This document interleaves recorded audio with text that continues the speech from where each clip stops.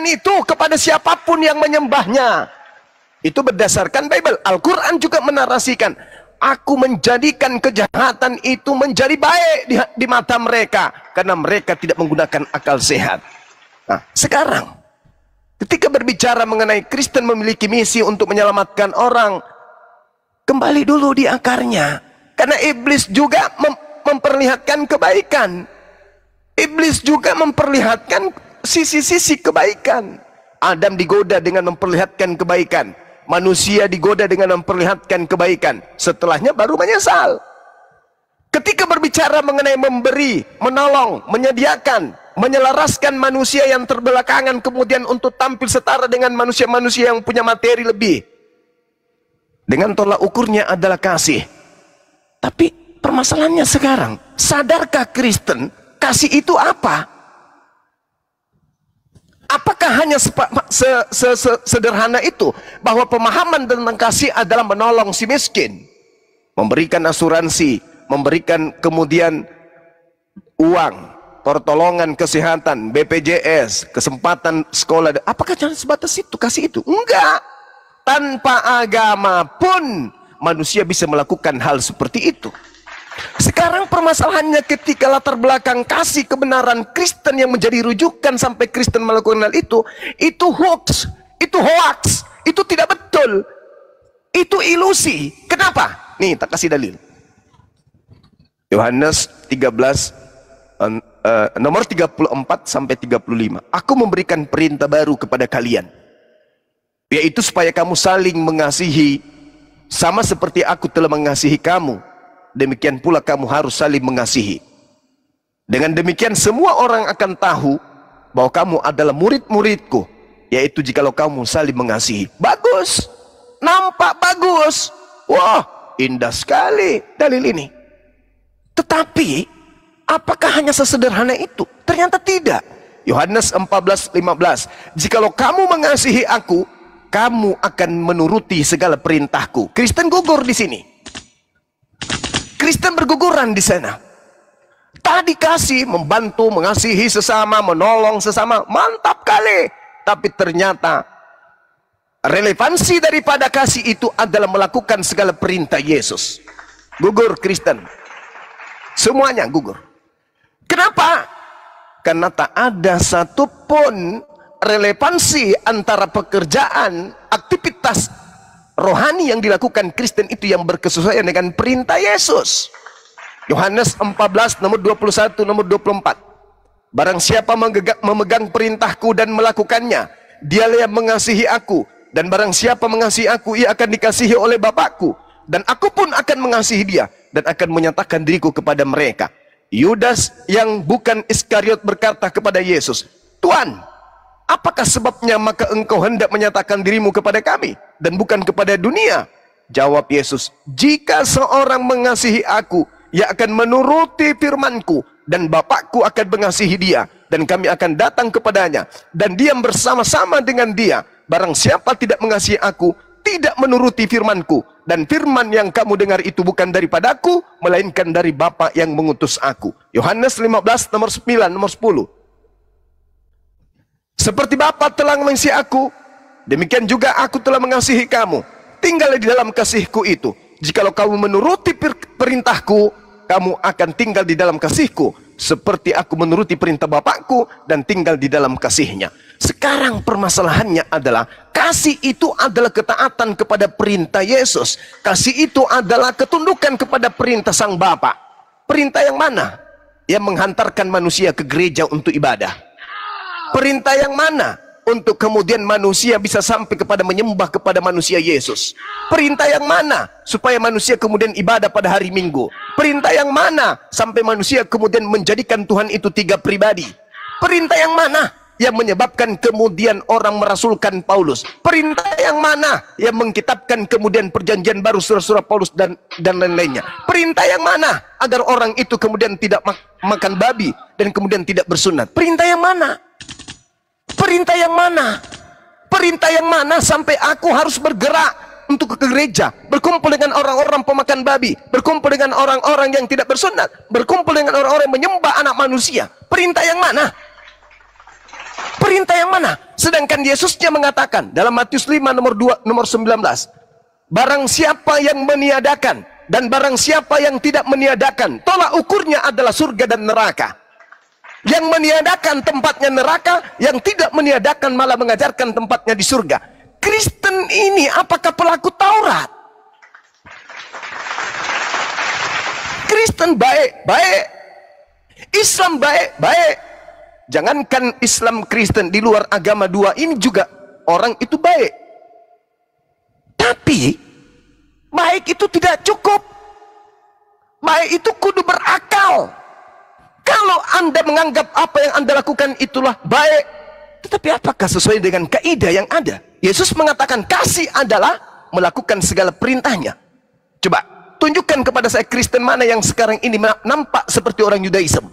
Sedangkan kalau kita mengikuti perintah Yesus dari A sampai ke B sampai ke Z, dari perintah kemudian dari bumi disusun sampai ke langit, perintah Yesus itu lalu dipraktekkan, tidak akan membuat manusia yang mempraktekkan itu menjadi Kristen.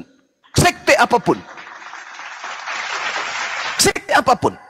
Seluruh perintah Yesus diikuti satu demi satu, tidak akan membuat manusia yang melakukan perintah Yesus itu menjadi Kristen. Tidak akan. Sebaliknya, justru orang yang mentaati segala perintah Yesus itu akan nampak seperti Islam, Muslim.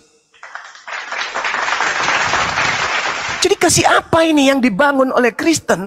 Tadi iblis mengatakan, jika engkau menyembah aku, kata iblis, maka segala kemegahan dunia dan kemuliaan akan aku berikan kepadamu. Jadi pengikut iblis itu juga nampak mulia. Pengikut iblis itu megah, bisa membantu, membangun harta-harta, membangun kemudian kejayaan-kejayaan, membangun kemudian mahligai harta yang mereka punya. Kenapa? Iblis sudah menjanjikan itu. Di Islam gimana kaidahnya? Ad-dunya sijnul mu'min wa jannatul kafir. Dunia ini bagi orang beriman itu penjara. Maka Yesus mengatakan apa? Lebih mudah, lebih gampang onta masuk ke dalam lubang jarum daripada orang kaya masuk ke dalam surga. Onta masuk lubang jarum mustahil. Begitu juga mustahilnya mereka yang membagikan harta, menolong si miskin untuk kemudian masuk ke dalam neraka. Coba, Anda menyekolahkan orang, tapi Anda bawa ke neraka, bukan masuk ke surga. Anda memberi bantuan, Anda menyekolahkan orang yang tadinya tidak sekolah, tapi hasilnya apa? Ending akhirnya apa? Neraka.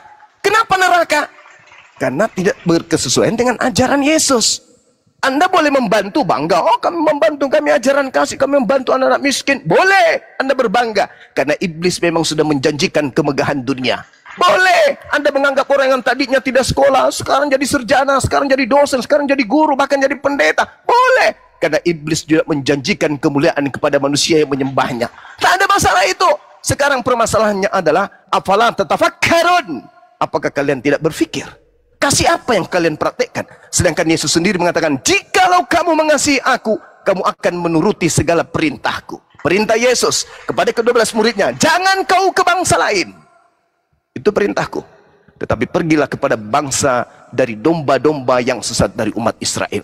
Kau ingkar terhadap perintahku itu, berarti kamu masuk ke dalam lingkaran penyesatan yang datang dengan memakai namaku. Oh, jelas itu. Jadi saya katakan kepada saudara, Kristen mengajarkan kebaikan. Karena orang Kristen menganggap apa yang mereka lakukan itu baik. Apa yang dilakukan itulah benar. Sayangnya Kristen itu tidak mendalami Bible. Mereka hanya doktrin dan ditanamkan kebencian terhadap Islam. Sikit-sikit Islam salah, sikit-sikit Islam salah, sikit-sikit Islam salah. Kenapa?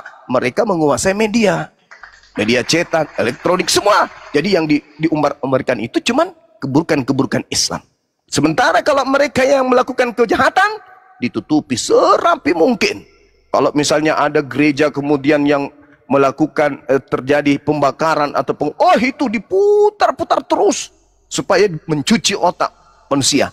Tapi kalau giliran mereka yang melakukan kemaksiatan, melakukan satu kemungkaran, itu sebisa mungkin ditutupi. Itu politik, itu ekonomi, itu oknum, bukan ini, jangan itu, jangan ini, dan seterusnya. Jangankan hal sepele, jelas-jelas penjajah aja seagama dengan mereka. Penjajah mendirikan kemudian rumah ibadah yang sama dengan mereka. Penjajah kemudian menyembah kepada ilah yang sama dengan mereka. Mereka mengatakan bahwa penjajah itu pahlawan. Penjajah menyebabkan kemudian orang Indonesia punya gedung-gedung. Penjajah mengajarkan kedokteran. Penjajah mengajarkan adanya rel kereta api. Penjajah mengajarkan bla bla bla bla dan seterusnya. Inilah tipu muslihat yang dimainkan kemudian oleh sibilisisis dan pengikutnya. Jadi sekali lagi saya katakan, umat Islam yang menggunakan akal tidak akan goyah dengan hanya bantuan-bantuan, dikasih pekerjaan bla bla bla bla bla. Ad-dunya sijnul mu'min. Ingat, dunia ini adalah penjara bagi kita. Miskin boleh, yang penting masuk surga. Daripada kaya, dapat pekerjaan, tetapi hina di akhirat nanti. Saya kira begitu dari saya. Ya, untuk kemudian Bu Darni silakan Anda bernarasi panjang lebar, ya. Karena tadi memang cuma sebentar sekali tiba-tiba diputuskan. Silakan. Oke. Johannes, sebentar Ibu Darni, saya sapa dulu satu ini ke Muslim atau Kristen biar kita kosongkan. Gus, buka mic. Muslim Gus. Muslim. Bolehkah saya turunkan biar untuk kursi untuk Kristen? Ya, sebenarnya mau nyimak ini. Sudah di bawah aja, Muslim udah banyak di atas. Gurunda udah ada, nyimak di bawah aja ya Gus ya. Mohon maaf ya. Oke, assalamualaikum warahmatullahi wabarakatuh. Assalamualaikum. Oke, lanjut Ibu Derni. Baiklah. Tadi ayat ya, aku yang simpel aja, yang gak usah banyak-banyak.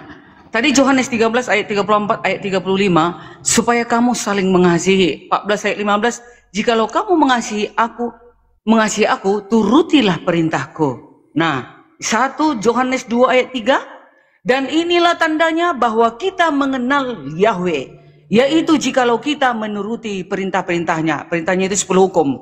1 Yohanes 2 ayat 4, barang siapa berkata aku mengenal dia, tetapi ia tidak menuruti perintahnya, ia adalah seorang pendusta. Di dalamnya tidak ada kebenaran.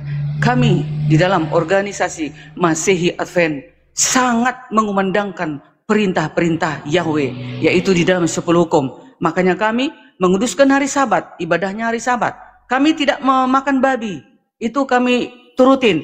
Kami juga menyembah Tuhan yang Esa, yaitu Yahweh di dalam wujud Yesus. Ya, Tuhan kami tidak 4, tidak 3, ya, tetap kami satu Tuhan kami, yaitu Yahweh. Yahwehnya Abraham, Ishak dan Yakub, yaitu tertulis di dalam 1 Tawari 26 ayat 16. Di luar dari Yahwehnya Abraham, Ishak dan Yakub adalah setan, Mamon. Jadi kami umat Kristen tetap menuhankan siapa? Yahweh di dalam wujudnya Yesus. Karena Yesus ini adalah wujud daripada Elohim. Ibrani 1 ayat 3. Jadi kami tidak berbeda. Yahweh kami bersama dengan bangsa Israel yang pertama kali Yesus datang ke bumi ini. Jadi tadi Bang Juma mengatakan, mana ada umat Kristen yang mengikuti? Masih ada umat yang sisa, ya. Teman-teman Kristen masih ada umat yang sisa yang setia kepada hukum-hukumnya. Jadi, kalaupun kalian menyangkal itu kan kita diberikan free will. Kita sekarang di sini adalah diskusi. Kalau kalian mendengarkan, silakan. Kalau juga kalian menolak, itu semua berpaling kepada masing-masing pribadi. Karena kita dihadapkan ke tahta pengadilan Yesus, pribadi lepas pribadi, bukan per organisasi, bukan satu keluarga, tidak. Kita menghadap tahta pengadilan itu kelak pribadi lepas pribadi. Jadi kami umat Kristen tetap di dalam koridor pemerintahan yang sudah diberikan kepada kami, menuruti hukum. Kalau kami tidak setia kepada hukum, kami dikatakan pendusta. Kami tidak melanggar. Yesus setiap hari Sabat, Paulus juga setiap hari Sabat masuk ke rumah sinagog untuk membacakan firman Tuhan.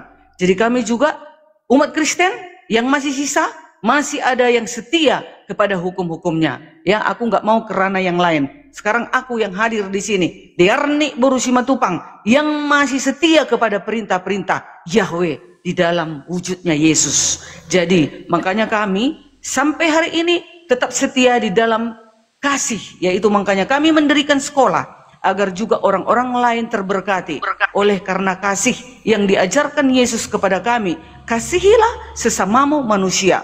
Ini ada satu contoh lagi di jemaat yang lain. Mereka dari Islam dulunya.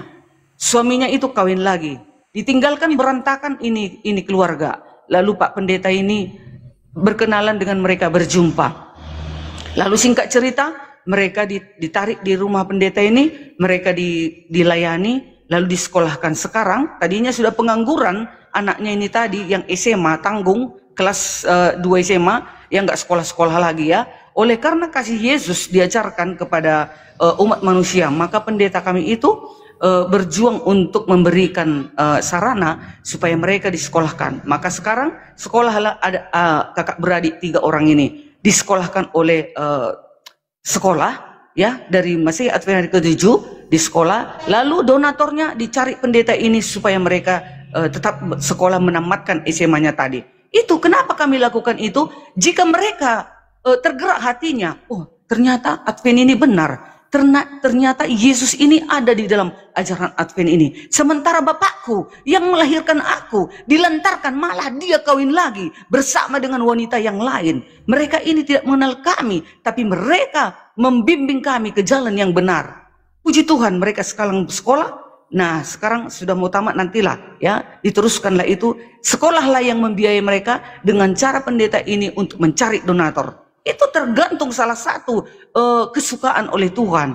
Karena Tuhan itu menyukakan orang-orang yang seperti itu, saling mengasihi. Itu kan ajarannya.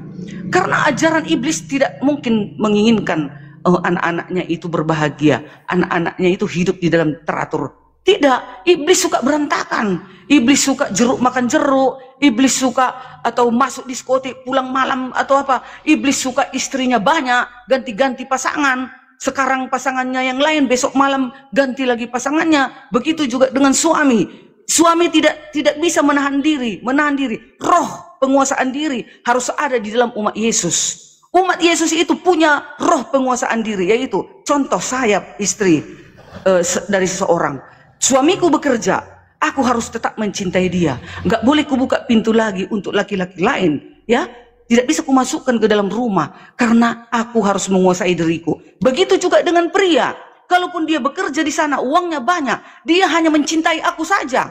Tetapi kalau dia menukar aku, menambah 4 lagi di sana perempuan, berarti roh penguasaan di dalam diri laki-laki itu, di dalam suamiku itu tidak ada. Itu adalah roh iblis. Berganti-ganti istrinya. Begitulah ajaran di kekristenan, luar biasa. Makanya sampai saat ini saya sangat mencintai Tuhan Yesus, karena ajarannya adalah benar, tidak ada satupun yang salah di dalam hidupku ya. Tapi kalau teman-teman di luar sana mengatakan itu adalah palsu, kebaikan yang palsu, tidak benar, itu nggak apa-apa. Itu kan pilihan. Mau kalian tolak silakan, mau terima juga, itu berkat kepada masing-masing yang akan menerimanya. Begitulah di ajaran kami kekristenan, harus praktek, harus terjadi. Gak boleh kita hanya bicara kasih, tetapi tidak menginginkan sesama kita berada di dalam kebaikan dan kebenaran menuju keselamatan itu, yaitu di dalam Tuhan Yesus. Begitu, silakan. Oke. Jadi yang kita lihat, seakan-akan iblis itu tidak mampu mengantarkan manusia nampak seperti baik. Kalau iblis itu hanya mampu memperlihatkan keburukan, maka iblis tidak bisa menyesatkan. Maka harus dia menampilkan kebaikan-kebaikan yang tidak berdasar terhadap hukum Tuhan.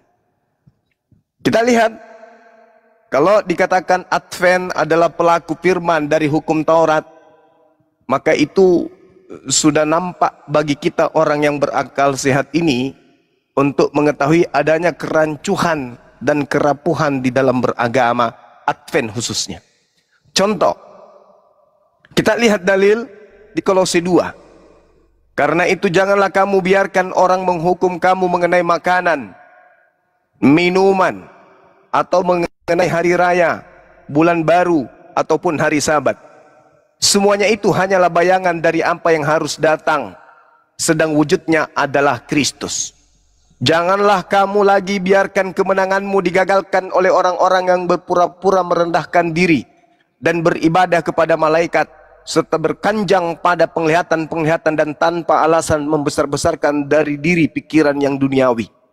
Sedang ia tidak berpegang kepada kepala, dari mana seluruh tubuh yang ditunjang dan diikat menjadi satu oleh urat-urat dan sendi-sendi menerima pertumbuhan ilahiyah. Ini artinya bahwa perintah-perintah yang ada di dalam hukum Taurat terkait dengan makanan, minum, hari raya, hari Sabat, itu hanya bayangan. Jadi kalau ada kemudian Kristen masih melakukan hal yang sifatnya seperti itu, maka itu melanggar titah dari Paulus. Di dalam Galatia 5, nomor 1, supaya kita sungguh-sungguh, Kristus telah memerdekakan kita. Karena itu berdirilah teguh, janganlah mau lagi dikenakan kuk penghambaan. Jangan lagi menghambakan diri. Kuk di situ adalah beban. Jangan lagi terbebani dengan penghambaan. Kamu bukan lagi hamba Tuhan, kau adalah anak-anak Tuhan. Kamu lepas dari Kristus jikalau kamu mengharapkan kebenaran oleh hukum Taurat. Kamu hidup di luar kasih karunia. Itu dalil. Jadi kalau hari ini masih mengharapkan kebenaran oleh hukum Taurat, kata Paulus, kamu keluar, kamu lepas dari Kristus. Rancu jadinya, hanya gara-gara dianggap benar masih menjalankan hukum Taurat. Padahal dari dalam dihantam oleh Paulus. Kamu kalau masih mengharapkan ada kebenaran dari hukum Taurat sampai kau nampak seperti Yahudi, maka Kristus lepas dari kamu. Bahkan Paulus mengatakan di dalam Galatia 2 nomor 16. Apa kata Paulus di sana? Kamu tahu bahwa tidak seorang pun yang dibenarkan oleh karena melakukan hukum Taurat, tetapi hanya oleh karena iman dalam Kristus Yesus. Sebab itu kami pun telah percaya kepada Kristus Yesus, supaya kami dibenarkan oleh karena iman dalam Kristus dan bukan oleh karena melakukan hukum Taurat. Sebab tidak ada seorang pun yang dibenarkan oleh karena melakukan hukum Taurat. Jadi kalau ada sekte dari agama Kristen yang masih menjalankan hukum Taurat, itu bullshit. Itu orang-orang yang tidak punya pegangan dalam beragama. Kenapa? Karena implementasi, karakteristik, kelakuan, tindakan dalam beragama justru bertentangan dari isi kitabnya itu sendiri. Itu musibah besar. Galatia 2 nomor 21. Aku tidak menolak kasih karunia Tuhan, sebab sekiranya ada kebenaran oleh hukum Taurat, maka sia-sialah kematian Kristus. Kalau Budarni, kalau Advent masih mengharapkan ada kebenaran di hukum Taurat itu, maka sia-sialah kematian Kristus. Kenapa? Karena Kristus mati untuk menghapuskan hukum Taurat seluruhnya. Efesus 2 nomor 15. Dengan matinya Yesus, dia telah membatalkan hukum Taurat dengan segala ketetapan, perintah, aturan, tuntunan yang ada di dalamnya. Jadi kalau hari ini Advent masih bermanis-manis di depan manusia Indonesia, kami membantu lah, kami menyekolahkan kamu lah, supaya kau jadi orang lah. Bullshit. Iblis pun menjanjikan kemegahan. Jadi kalau ada orang yang datang mengatasnamakan dirinya Advent, menjanjikan sekolah, kesehatan, bla bla bla bla, bullshit. Iblis juga menjanjikan kemegahan. Iblis juga menjanjikan kemuliaan. Jadi umat Islam jangan mau tergoda, jangan mau tertipu dengan kecantikan, dengan manisnya rayuan, kemudian sifat duniawi yang ditawarkan oleh mereka. Itu semua adalah jalan-jalan menuju kepada api neraka jahanam. Paulus sendiri yang mengatakan itu. Aku tidak menolak kasih karunia Elohim, sebab sekiranya ada kebenaran, kalau ada kebenaran oleh hukum Taurat, kalau ada, maka sia-sialah kematian Kristus. Jadi jangan pernah bermimpi lagi ada agama Kristen yang jujur mau mengakui kebenaran Torah. Jangan. Kenapa? Karena pendiri agama Kristen sendiri mengatakan kalau ada kebenaran dalam hukum Taurat, maka percuma saja Yesus mati ditombak. Itu dalil. Jadi kalau hari ini ada kami nggak makan babi loh, berarti Anda masih mengharapkan hukum Taurat. Kami sambat loh, berarti Anda masih mengharapkan kebenaran hukum Taurat. Kami menyembah Tuhannya Yahudi loh, berarti Anda masih mengharapkan hukum Taurat. Dan kalau itu terjadi, maka sia-sialah kematian Kristus. Jadi kalian itu cuma ilusi. Agama ilusi, agama yang rapuh, yang tidak punya kedudukan dalam dunia ini dengan mencerminkan sebuah keadaan perilaku keagamaan yang didukung penuh oleh kitabnya sendiri. Justru Anda bertentangan dengan kitab Anda sendiri ketika Anda semakin taat kepada hukum Torah, tidak makan babi, tidak minum kopi, tidak ibadah minggu dan seterusnya, maka Anda dengan kata lain telah mencederai kemudian Rasul Paulus, karena Rasul Paulus sendiri dalam konsep agama Kristen mengatakan, aku tidak menolak kasih karunia Tuhan, sebab sekiranya ada kebenaran, kalau ada kebenaran oleh hukum Taurat, maka sia-sialah kematian Kristus. Jadi agama Advent ini seperti anak kecil yang tidur nyenyak, tiba-tiba terbangun baru jam 7, tiba-tiba minta baju sekolah, kemudian mau pergi sekolah. Dia tidak sadar kalau jam 7 yang ada dilihatnya itu adalah jam 7 malam, dipikirnya jam 7 pagi.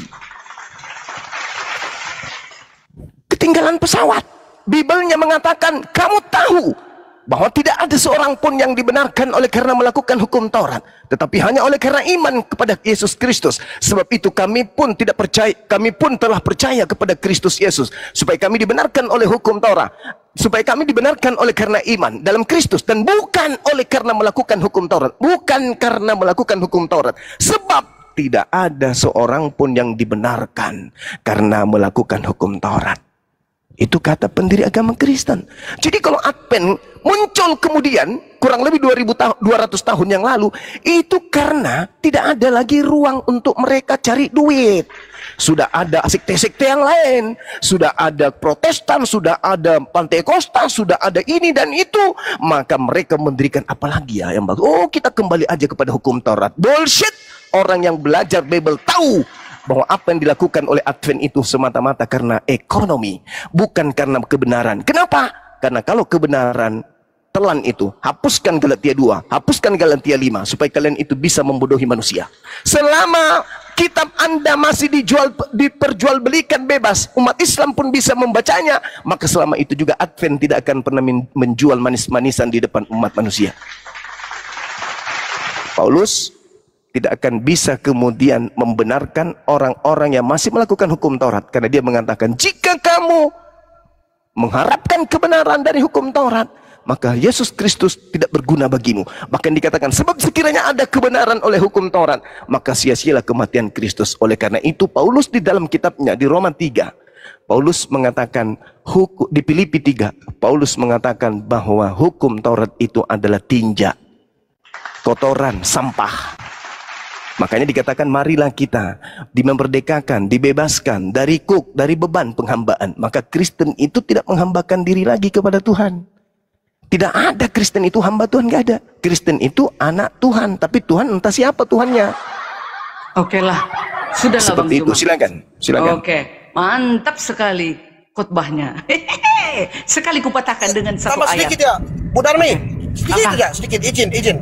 Sedikit saya tambahin, boleh? Nanti Ya, nggak enak potong-potong. Bang Juma udah Sedikit paten, aja. yang lain itu udah sampah bagi aku. Iya, saya tambahin Ada. sedikit, boleh nggak? Udah lah, Saya nggak juga ada pernah lagi lawan pelajari Bang Juma. Advent. Sudah diam aja lah Kenapa kali kau takut, KTP. Darmi? Aduh. Darmi, Mana mungkin lebih sedikit, pintar boleh kau nggak? dari Bang Juma, Bang Altik, KTP. Saya tidak lebih pintar, itu guru saya, makanya saya bilang saya nambahin sedikit. Manis. Ya, karena saya pernah pelajari Advent, saya dari mualaf ya, jadi saya tahu Advent seperti apa ya. Advent itu rantingnya aja ya, boleh nggak? Silakanlah, 2 menit. Oh boleh, makasih banyak Bu Darmi. Ya, terima kasih Gurunda. Jadi gini, host. Bagi saya, satu-satunya agama yang menolak kesaksian Yesus tentang dirinya sendiri di dalam Yohanes 5 adalah Advent. Ya, jelas di Yohanes 5 tuh ya. Tadi Bu Darmi mengatakan Yesus dan Allah sebagai satu segala macam. Padahal teman-teman, kalau kita pelajari kesaksian Yesus Kristus ya, Yohanes 5:26 itu jelas. Sebab sama seperti Bapa mempunyai hidup dalam dirinya sendiri, demikian juga anak mempunyai hidup dalam dirinya sendiri. 30-nya jelas. Aku Yesus tidak dapat berbuat apa-apa dari diriku sendiri. Perhatikan ya. Bu Darmi, ini Advent menolak ya teman-teman ya. Pada Yesus sudah berkata, aku tidak dapat berbuat apa-apa dari diriku sendiri. Apa yang aku lakukan, ya, aku menghakimi sesuai dengan apa yang aku dengar, dan penghakimanku adil. Sebab aku tidak menuruti kehendakku sendiri, melainkan kehendak Dia yang mengutus aku. Kemudian di 37-nya teman-teman ya, kesaksian Yesus yang lebih penting dari kesaksian Yohanes. Bapa yang mengutus aku, Dialah yang bersaksi tentang aku. Suaranya tidak pernah kamu dengar, rupanya pun tidak pernah kamu lihat. Ya, itu satu. Kedua, di Taman Getsemani Yesus berdoa. Ya, lalu ia maju sendiri, maju sedikit ya. Matius 29 nomor 39. Sebentar, Matius 26 39. Lalu Yesus maju sedikit dan sujud. Jadi ritual ibadah kita harus ingat teman-teman ya. Salah satu itu penting sekali cara ibadah. Karena setahu saya Abraham, Musa, Ezra ya, semua sujud. Sujud berlutut dan muka sampai ke tanah. Ibadah, ritual ibadah yang berdoa kepada Tuhan, mengucap syukur seperti itu hanya umat muslim. Advent nyanyi-nyanyi, loncat-loncat, ya, masuk ibadah pakai sendal, sepatu. Apa yang kau ikuti? Yesus, jangankan kau masuk pakai sendal dalam sinagoge, orang berjualan di depan bait Allah. Supaya kau tahu, Bu Darmi, dia obrak-abrik mejanya. Kalian penyamun, biadab katanya, diusir. Kau Advent apa Advent itu, ha? Mana Yesus pernah pakai sendal masuk di sinagoge? Dia membasuh tangannya, membasuh mukanya. Advent pakai make up, pakai lipstick. Cukup, 2 menit. Masuk ke dalam, jadi jangan sok-sok kau nipu-nipu. Yes. Terima kasih. Terima kasih. Segi agama, cara ibadah kau sudah tidak masuk. Ingat kau tidak masuk dalam segi ibadah. Tidak ada orang Advent yang sujud menyembah muka sampai ke tanah, tidak ada. Titik. Terima kasih. Oke, dikatakan si Al-KTP tadi hanya sujud yang menjadi peribadatan, penyembahan kepada siapa? Allah. Kan gitu, kepada Yahweh. Oh, jadi menurutmu Sadrak, Mesak dan Abednego kenapa tidak mau sujud ke berhala itu dia?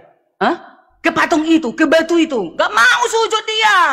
Karena bukan di batu itu, di patung itulah bertuhan. Tuhan sujud menyembah kepada Tuhan, Bu Darmi, jangan kau menipu. Sujud menyembah kepada Tuhan, baca. Abraham sujud kepada Tuhan, bukan kepada berhala. Kalau kepada berhala tidak mungkin disujud. Makanya, enggak setiap sujud itu beribadah menyembah kepada Yahweh. Tahu kau? Abraham, Musa, Nabi-Nabi, saya katakan Nabi-Nabi. Nabi-Nabi. Orang Buddha, kau tahu Buddha?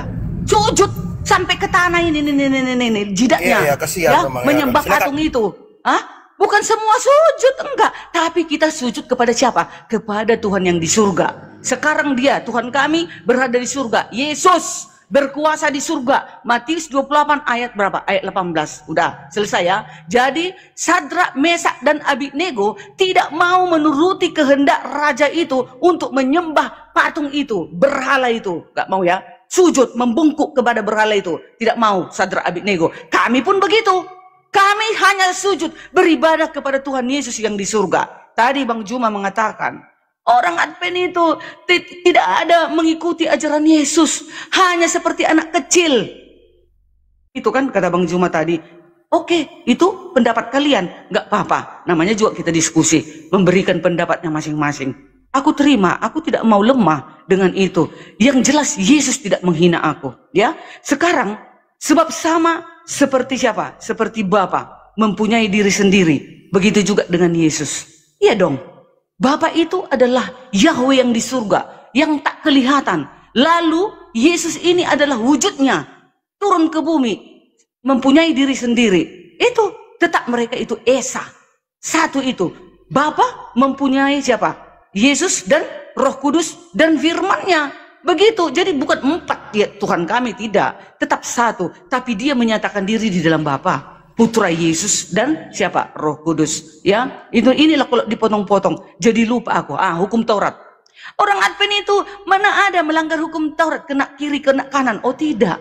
Dipersatukan. Efesus 2 ayat 17. Ya, semua itu sampah. Kan gitu kata Paulus. Semua itu hukum Taurat itu sampah. Tapi yang benar hanya Yesus yang lebih diutamakan. Betul sekali itu. Untuk apa kita melakukan hukum Taurat? Contoh kayak kalian. Untuk apa kayak kalian bersunat? Untuk apa kalian melakukan kebaikan? Menyumbang sana. Berdoa sampai 5 kali 1 hari. Tapi kalian tolak Yesus. Itulah istilahnya kata si Paulus ini. Sampah itu bagiku katanya. Hanya Yesus yang nomor 1. Jadi kalau sudah Yesus nomor satu, pasti dia tidak membunuh, pasti dia tidak mencuri, pasti dia menguduskan hari Sabat. Gak mungkin dia berhari Jumat, gak mungkin dia berhari Minggu, enggak. Kalau dia pengikut Yesus, pasti dia berhari Sabat, menguduskan perintahnya itu, hukum keempat. Nah, kalau dia di dalam Yesus, dia tidak membunuh. Kalau dia di dalam Yesus, dia tidak mencuri. Kalau dia di dalam Yesus, dia tidak merampok. Kalau dia di dalam Yesus, dia tidak mengingini istri orang atau suami orang. Enggak. Itulah maksudnya, semua itu sampah bagiku, kata Paulus. Tetapi hanya di dalam Yesus Kristus itulah yang nomor satu. Semua itu sampah, itu semua kotoran, itu semua. Memang betul kata Yesus. Cuman kalian nggak ngerti kemana arahnya. Ya, kalau sudah pengikut Yesus, pasti hidupnya di dalam terang. Ya, contoh seperti aku. Kalau sudah aku memilih Yesus di nomor satu, pasti aku setia kepada apa yang dia inginkan. Kalau dikatakan jangan aku bercabul, jangan aku cabul. Jangan aku berzina, jangan berzina. Itu maksudnya kata Paulus. Kalian aja yang salah mengerti, beleng-beleng. Kami salah mengerti, amin. tapi yang kita lihat dari pendeta-pendeta punya kelakuan, ya, Ibu bisa lihat sendiri. Oke, mungkin kita stop. Silakan Bang Zuma, ada yang mau disampaikan mengenai Holy Land, ya. Mungkin silakan dari Bang Zuma ada yang mau disampaikan. Mungkin tes praktek nih sebelum kita lebih jauh lagi nanti membahas Holy Land, atau mungkin nanti pas kajian di sana. Silakan Bang Zuma. Jawab dulu, aku kawan-kawan di bawah. Enggak misioneri aku. Enggak misioneri aku kawan-kawan. Aku hanya seorang ibu. Ya, hanya tamat SMA. Enggak ada sekolah. Iya, iya. Bukan, Bu Darni bukan misionaris. Beliau adalah Advent yang taat. Saudara-saudara sekalian, kembali kepada pokok bahasan tadi terkait dengan Holy Land yang terjadi, kemudian yang dibangun. Jadi di situ izinnya itu tempat piknik, tempat rekreasi tadinya kan ya. Jadi menurut informasi, masyarakat di sana itu belum mengetahui tempat piknik seperti apa yang kemudian ingin mereka bangun. Begitu sudah ada bangunannya, kok nampaknya rada-rada aneh, asing gitu. Ya, asing. Karena nggak sama seperti bangunan-bangunan yang seharusnya di tempat-tempat piknik. Ternyata kebongkar. Itu mereka ingin membuat kota Yerusalem baru, miniaturnya. Kota kecil yang menggambarkan tentang Yerusalem. Dengan arti kata, mereka ingin mengajak masyarakat, apapun agamanya, untuk datang ke tempat itu melihat Yerusalem. Yang tidak bisa ke Yerusalem, silakan datang ke sana, ke Solo, untuk melihat Yerusalem kecil. Nah, itu maksud daripada tujuannya. Ya, ujung-ujungnya pasti punya misi bagaimana mereka bisa menjual agama mereka kepada baik yang kerja di sana maupun orang yang menetap di sana ataupun pengunjung yang datang ke sana. Itu tujuannya. Jadi menjanjikan sebuah wisata yang bernuansa Kristen. Nah, itu padahal tadinya bukan begitu. Tadinya piknik, tempat rekreasi yang umum. Kelamaan kok lama-lama berubah. Di sana ada STT ingin dibangun, kemudian dibangun gereja di sana, dan seterusnya. Sekolah-sekolah yang kemudian cenderung kepada mengajak kepada kekristenan. Yang saya khawatirkan adalah ketika nanti ada STT di sana, belajar lagi tentang Islamologi. Menghancurkan kemudian Islam dengan menyampaikan berita-berita yang bertentangan dengan Islam, yang tidak sesuai dengan Islam. Bahkan lapas Allah pun mereka pretelin, mereka bentuk menjadi ular naga dan seterusnya. Jadi mereka akan kalau itu terjadi, berarti mereka, anak didik ini, akan diajarkan untuk menghujat, menista sembahan umat Islam. Nah, ini tidak benar, ini melanggar.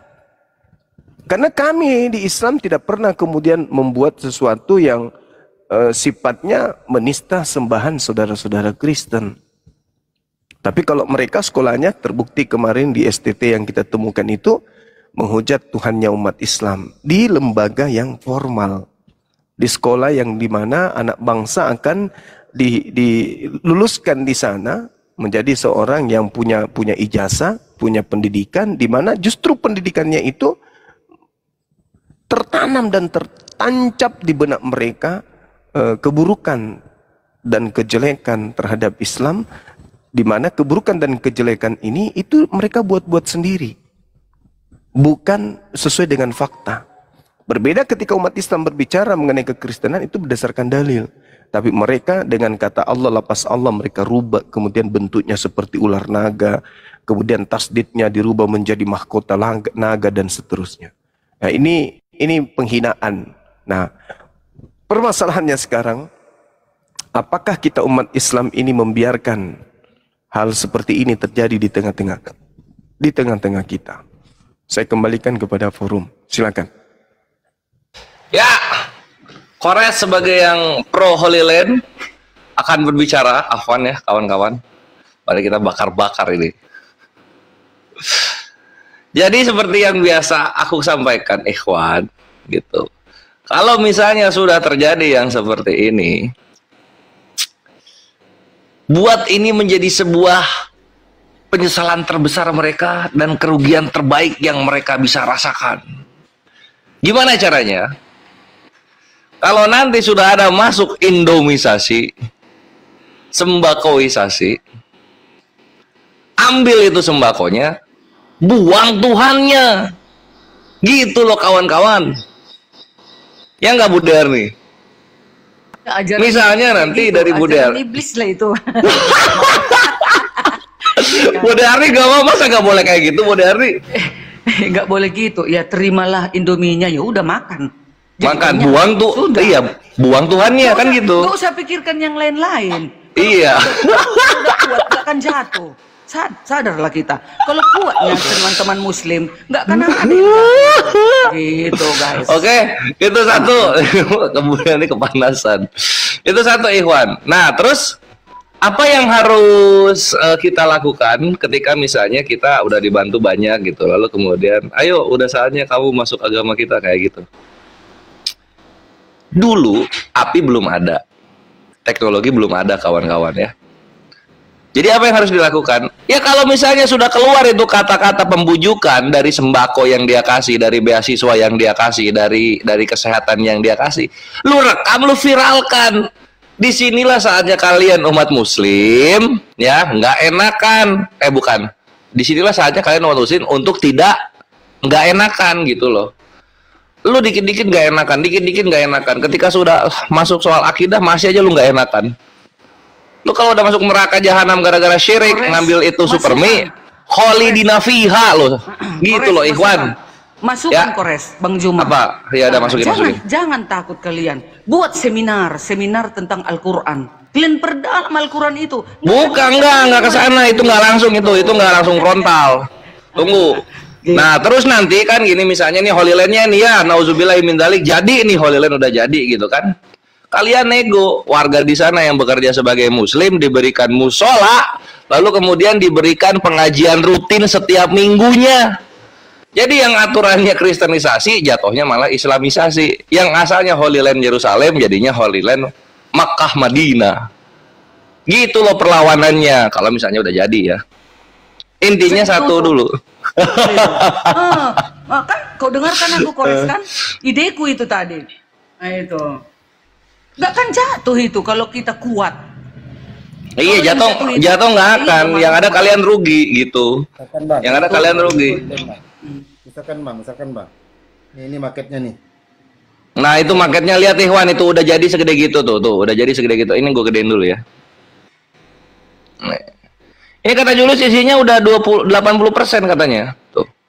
Keren ya. Segede gitu. Besar banget tuh. Udah gereja tuh. Kenapa? Terus sama ini juga pertanyaan gua, kenapa nggak dibikinnya di pemukiman Kristen gitu loh? Kenapa mesti di desa yang 99% isinya Muslim itu? Kenapa dibikinnya di situ? Tanah itu agak murah. Kores. Tanahnya agak murah. Oh, kalau tanah-tanah yang di Crester itu mahal-mahal ya? Enggak, mungkin ini dapat murah gitu loh. Iya. Luas lagi kan gitu. Kan diizinkan kan Gubernur Solo? Izin nggak itu Gubernur Solo? Ini yang tunggu ini update beritanya, update yang gua butuh. Ada ini ya, tunggu bentar.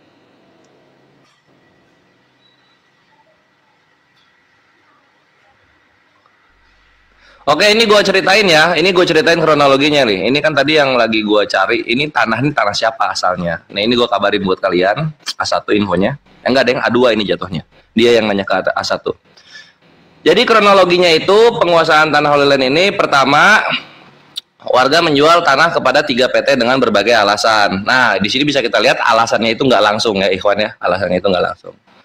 Lalu kedua, pembebasan pencarian tanah sudah dimulai sejak kurang lebih tahun 1989.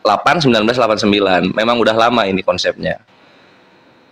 Setelah terkumpul, jadi tanah ini setelah dibebasin semua, terkolek semua, tanah ini kemudian diserahkan kepada YKAS, Yayasan Keluarga Surakarta.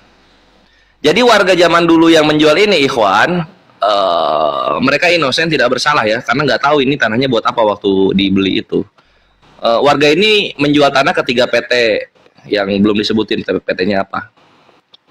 Apakah 3 PT itu sifatnya mandiri kemitraan underbounya YKAS masih dalam pendalaman. Masyarakat mulai tahu kalau proyek Holy Land ini kurang lebih 2-3 tahun.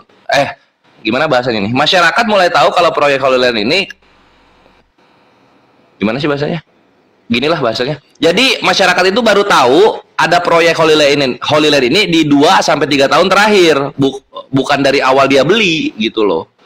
Bukan awal dari tanahnya dijual. Terus yang 7, disinyalir kuat memang ada afiliasi dengan GBI Al Syadai Widuran dan ini nama orang nggak bisa gua sebut. Inisialnya JR. Gitu. Ya. Nah, jadi itu kronologi tanahnya, ikhwan. Nah, sekarang tergantung nih dari umat muslim Solo dan kita semua yang di sini, seberapa kuat kita akan jihad. Karena itu tanahnya 99% muslim. Desa apa Jul? Kartung Sari ya. Nah, seberapa kuat gitu. Kalian yang 1300 di sini yang benar-benar ingin menolak-tolak, apa yang akan kalian kontribusikan dari 3 hal dalam hidup kalian? Pertama waktu, kedua tenaga, ketiga finansial. Mana yang mau kalian kontribusikan? Gitu ya, ikhwan, ini gua ngasih tahu aja.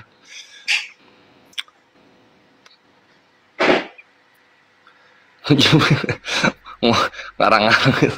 Bukan itu. Nah, itu infonya yang baru gua dapat. Ya, Kores mendukung pembangunan, tapi yang penting kasih duit. Luar biasa. Iskariot. Ya, Kores Kris Iskariot sekarang. Kalau nggak Kores Kris Iskariot. Ini dari tadi ada yang ngetik nepalkan. Ini apa sih maksudnya nepalkan? Oh, mungkin mau ini demo kayak Nepal. Oh. Nah, terus apa ya maksudnya? Nah, inilah maksud gua, maksud gua tuh gini juga ya. Ini yang ngetik-ngetik ini nggak tahu provokator atau apa gitu.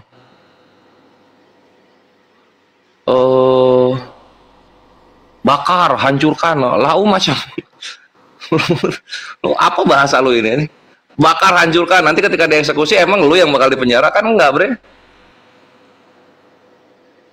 Kita melakukan sesuatu yang memang jihad itu yang sesuai dengan koridor undang-undang gitu, Bre. Jangan lu jangan brutal juga, muslim zaman ini. Ini ada medsos sekarang, social justice itu yang perlu.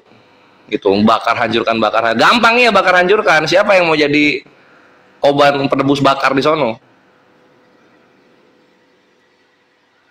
Nah, ini baru Watercat kirim Holy Land ke Papua. Itu baru solusi gitu, kirim Holy Land ke Papua. Tidak pidana, tidak anarkis, tidak radikal. Gitu loh, Bre. Yang komen tidak jelas saya pastikan saya buang ke laut ya. Yang komen tidak jelas jangan provokator di sini saya buang ke laut. Lanjut, Kores. Batalkan gitu loh bahasanya. Lau pakai bahasa hancurkan, bakar, apalah kalian ini. Nah, jadi gitu Ikhwan ya. Kita punya dua solusi yang sangat baik gitu kan. Yang pertama tentunya sebagaimana arahan Panglima kita, tolak semampu kita tolak. Kalau misalnya pahit-pahitnya gitu kan, qadarullah kalah. Ada solusi Kores. Lakukan yang Kores Sependapat bilang. mau. Ambil sembakonya, buang Tuhannya. Bukan, Gitu. gini. Ya, enggak, iya itu Bu Deami. Enggak, Ya, usir silakan apa? mereka, tunggu, usir mereka, kalian beli ini, kembalikan uangnya, gitu. Buatlah ini menjadi sekolah muslim. Usir mereka dari sini, terus kalian bayar uang mereka yang kerugian, lalu kalian dirikan sekolah muslim di situ. Nah, itu, jadi kalian nggak ibaratnya tangan kalian itu kalian kotori, kalian hancurkan, gitu loh. Iya, nanti ini kalau memang udah menjadi perhatian sentral dari API, kalian dapat kabarnya lah. Ini juga kita masih rundang-runding dulu. Gue di dalam tempur, Bre. Mana yang terbaik dan paling aman untuk kita eksekusi gitu. Gini Kores, Yes. masuk 1 menit. Sebenarnya kita ini umat muslim ini udah terlalu toleransi ya. Betul. Seharusnya kita buat yang kayak di Papua. Di Papua ingat nggak sampai sekarang nggak bisa bangun. Pasang tren itu udah 70% loh, tanah sendiri loh. Dibeli udah lama loh. Dibangun pesantren, di dalam pesantren itu pesantren udah ada kecil mau di tanahnya berapa 8 hektar. Dibangun pesantren itu dibatalkan, unjuk rasa rame-rame itu batal, izin disuruh cabut. Tidak boleh membangun pesantren di sini. Agama di sini di Papua 100% Kristen, bukan Islam. Islam tidak ada tempatnya. Hah? Itu yang terjadi di Papua. Kita itu bisa buat juga kayak di Papua. Contohnya ini yang satu lagi yang kemarin yang sampai viral yang di Toba, sekolah Muhammadiyah itu udah lama ada sekolah loh, sekolah Muhammadiyah khusus untuk orang Muslim yang di Kampung Sihotang. Muslim disuruh tutup. Itu yang terjadi. Itu izinnya udah lama kali. Kurasa si Derdi belum lahir udah ada sekolah itu, tanah itu. Oke, ada info terbaru update ya. Ini ada info terbaru update dari A2. A2-nya dari A1 tentunya. Terindikasi ada dugaan kuat ada manipulasi data, dengkulisasi tanda tangan, pencatutan nama, penggiringan opini, ketidakjujuran. Bukti sudah ada gitu. Alhamdulillah ini Muslim dari Solo pergerakannya cukup signifikan juga gitu. Ini data gue sampaikan kepada kalian, Ikhwan, kalian bantu dengan doa dan kalian tentukan kalian mau bantu bagian mana, tenaga, waktu atau finansial, yang fisiknya. Gitu, oke Ikhwan? Itulah yang bisa Kores sampaikan sekarang. Ya silakan Jul atau Gurunda. Ya, mungkin aku tambahin sedikit ya. Seperti yang teman-teman lihat, soalnya aku kemarin udah ke sana ya. 1,5 bulan yang lalu, memang fisiknya udah siap, dan tanah tersebut sudah lama dimiliki. Jadi memang awalnya tuh tanahnya berapa hektar, terus begitu mau jadi Holy Land ini mereka tambahin lagi. Mereka tambahin dengan beli tanah di sekitarnya. Dan wilayah Jawa Tengah itu Kristen tuh punya banyak sekali tanah. Jadi memang orang atau yayasan Kristen ini, mereka kalau bangun gereja itu kan bukan hari ini mau bangun baru beli. Ya biasa karismatik yang hobi seperti itu. Tapi kalau yang gereja-gereja jadul, yayasan-yayasan Kristen yang lama, mereka tuh punya tanah tuh banyak sekali. Bahkan di Jawa Tengah, ya itu banyak sekali tanah-tanah yang kalau kalian nanya, ini tanah nganggur sayang gitu kan. Begitu tanya, ini punya siapa? Punya yayasan Kristen. Sana punya yayasan Kristen. Jadi mereka tuh memang sudah menyiapkan tempat-tempat tuh banyak sekali. Dan saya rasa bukan di Jawa Tengah saja, tapi seluruh Indonesia mungkin ada yang seperti itu ya. Karena memang zaman dulu kan Kristen tuh kaya raya. Karena dibantu, disupport dari luar negeri. Dan harga tanah zaman dulu murah. Jadi dari dulu mereka udah beli, mereka biarkan gitu. Karena kan duit yayasan ini kan kadang-kadang ngendapnya cukup lama. Ya, ngendapnya tuh lama. Jadi daripada dalam bentuk cash, mereka beli bentuk tanah saja. Kalaupun suatu saat nggak kepake, mereka tinggal jual dan harga tanahnya sudah naik gitu kan. Jadi memang banyak sekali titik-titik yang merupakan milik mereka dan begitu mau dipakai ya kayak sekarang gitu. Oh tanahnya kurang, oke tambah sedikit gitu. Jadi tambahnya nggak banyak, tinggal beli, udah mulai pembangunan gitu. Dan ini ketahuan setelah bentuk fisiknya udah seperti ini, ya mulai ada kegiatan. Jadi kemarin tuh sudah ada beberapa kali kegiatan yang dilakukan di sana. Ya sudah mulai istilahnya kayak gladi resik lah, udah soft opening. Ya ada beberapa tempat tuh kayak sudah soft opening. Baru dari situ ketahuan dan masyarakat yang resah mulai menghubungi yayasan-yayasan Islam, ormas-ormas Islam gitu kan. Nah, barulah terjadi demo. Ya setelah demo terjadi henti sementara. Ya terjadi penyetopan pembangunan dan sementara tidak boleh ada kegiatan di dalam. Tetapi yang ditakutkan begitu umat muslimnya diam, begitu kita nggak soroti sana, mulai lagi tuh nanti di dalam, biasa seperti itu. Jadi umat muslim yang ada di wilayah Jawa Tengah tuh pinginnya ada solusi konkret, ada penyelesaian, bukan gantung gitu. Karena kebiasaan kalau kita tuh kan ada masalah tuh digantung gitu kan. Nanti muncul lagi nih masalah kalau nggak ada penyelesaian yang jelas. Gitu sih. Ya silakan Bang Zuma. Host, kenapa kalian nggak ada membubarkan diskotik kayak membubarkan pelacuran kayak gitu? Ada, rumah budarnya kan kita bubarkan. Ini sekolah dibubarin, gimana sih Belum jadi sekolah budak nih. Tunggu, yang itu belum jadi sekolah, Bu. Itu, tahu kan Bu SB? Darmi. Udah jadi sekolah belum tuh? Belum loh. Belum ada sekolahnya kok. Iya, maksudku yang kayak pelacuran, diskotik, apalagi tempat perjudian itu Lah, dari dulu kami yang menentang kayak gitu kan kami. Kalau kalian yang buat kayak Ibu Darni nih, dulu sempat mau jualan tua. Oh, mana bisa tua haram kami, kau nih. Ya, mungkin silakan dari Bang Zuma. Di Adpen nggak boleh tua haram, alkohol haram. Tuh. Lah, selama ini yang demo tempat-tempat maksiat ya cuman muslim kok. Memangnya Bu Darni pernah lihat yang dari Oten demo yang gituan? Perasaan apa ya? Perasaan FPI dibubarin gara-gara itu deh, bubarin diskotik, bubarin yang jual alkohol. Itu FPI kan Islam itu Bu Darni. Nggak, yang jadi pertanyaan kapan? Yang paling besar Ormas judi Kristen pegang di itu? Medan, orang kampung Siderninya itu udah nggak ada laginya. Apa yang dia bilang? Orang kampungnya itu sama-sama Oten. Lanjut. Ya gimana Bu Darni ini? Lupa ya FPI kerjanya ngapain? FPI kan Islam Bu Darni. Ya bagus itu dibubarkan yang kayak gitu ya kan. Judi. Iya, udah tanya sama Bang Zuma aja. Memangnya ada nggak Bang Zuma ormas Kristen yang pernah membubarkan tempat maksiat? Nggak berani lah, kami kan di sini minoritas. Lah, Gimana sih? membubarkan tempat maksiat kok harus minoritas mayoritas apa ini? Enggak, harus mayoritas. Kalau Apa minoritas pula? bisa diseket. Coba lah Demo teman-teman. babi bisa kan Bu Darni? Demo babi, ingat nggak demo babi di Medan? Nah, demo babi. Anjir itu buset aja penuh ya jalan layang ya. Manusia semua itu Kristen semua tuh. Demo babi tuh. Iya, demo babi Medan penuh. Kasih lihat Jul datanya Jul. Jul kasih lihat Jul. Ikhwan, jadi ini kalian belum tahu di tahun berapa itu ya? 2000 berapa tuh? 2012 ya? 2006. Udah lama itu. Tahun-tahun 2014 gitu. Iya, tahun 2000-an lah ya. Ini gue baru tahu juga ya. Pernah terjadi di Sumatera Utara itu demo tentang babi, Ikhwan. Itu ada itu. Demo tentang babi itu. Anjir. Penuh manusia. Serius penuh manusia itu. Aku dukung karena kami juga kan haram babi. Dukung mana nih? Dukung demonya atau dukung kita? Dukung Islamnya? Demonya ada. Demonya dong. Ini demonya pro babi. Pro babi ini demonya. Loh, masa dukung udah yang nggak tahu? melarang.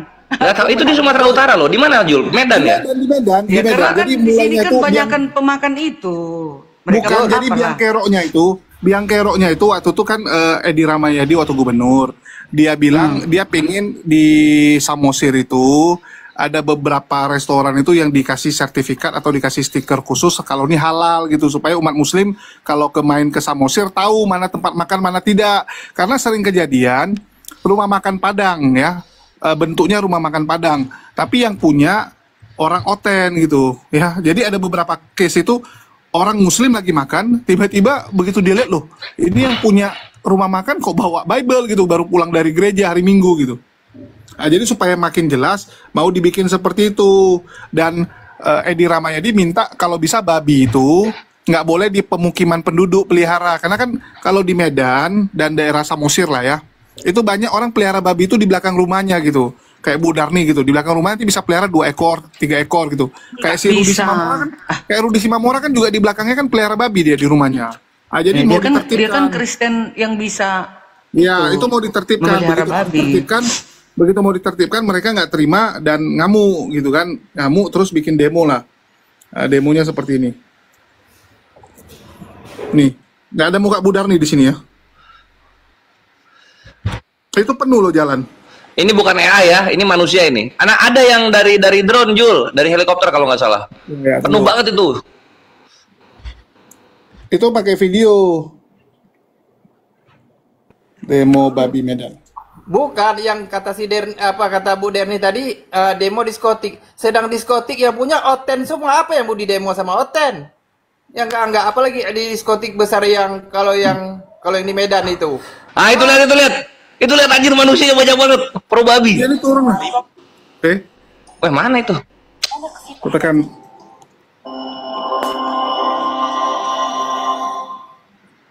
Ribuan masyarakat Sumatera Utara yang bergabung dalam gerakan Save Babi melaksanakan aksi unjuk rasa. Gerakan Save Babi. Menyikapi pernyataan Gubernur Sumatera Utara, Edi Rahmayadi, yang berencana memusnahkan ternak babi di Sumatera Utara beberapa waktu lalu tentang virus cholera yang menyerang ternak. Ribu ternak babi di Sumatera Utara yang menyebabkan kematian ternak babi di sejumlah daerah Sumatera Utara dan dibuang ke jalan.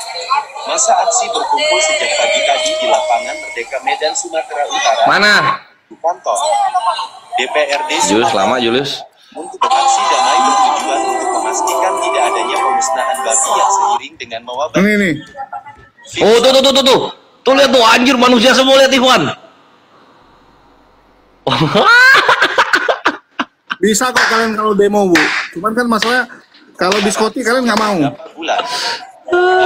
Gerakan aksi damai dan deklarasi Hari Kedaulatan Babi ini dikarenakan hewan babi mempunyai kedudukan istimewa yang wajib bagi suku Batak, khususnya yang beragama Kristen, baik dari sisi budaya maupun dari sisi ekonomi, yang telah terbukti salah satunya andalan orang Batak, serta untuk meningkatkan taraf hidup dan menyekolahkan anak-anaknya. Anjir, banyak banget manusia itu. Buset. Aksi damai dan deklarasi Hari Kedaulatan Babi ini dijaga ketat oleh pihak kepolisian dan Kedaulatan babi katanya. arus lalu lintas di Jalan Tadi kedaulatan Medan, babi. Sumatera Utara mengalami kemacetan yang cukup signifikan.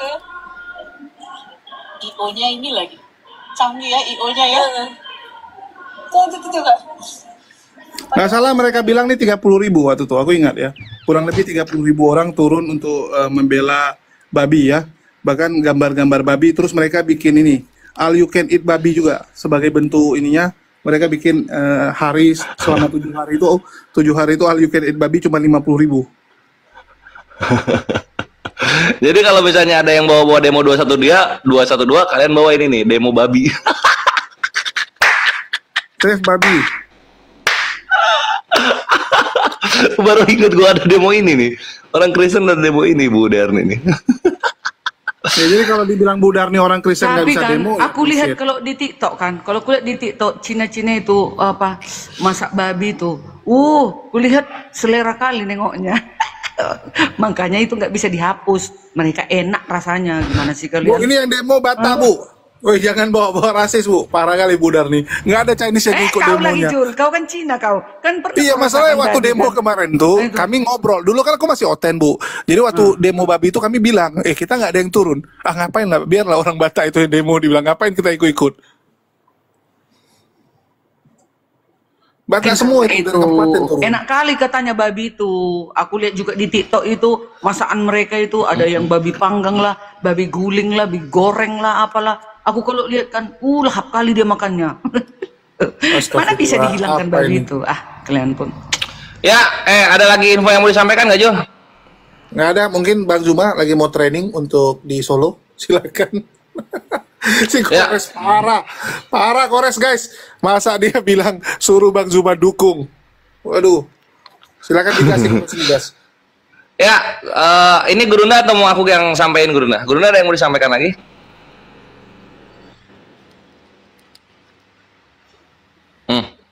Gurunda masih menjauh ya, Ikhwan ya.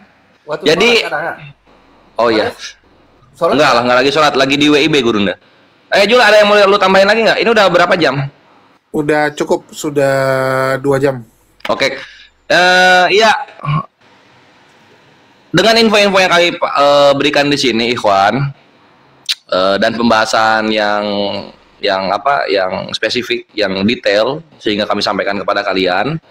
Di sini kami menyampaikan ada sesuatu yang urgent di Solo yang harus kita sebagai umat Muslim lakukan, apalagi kita yang berada di luar jangkauan Solo gitu.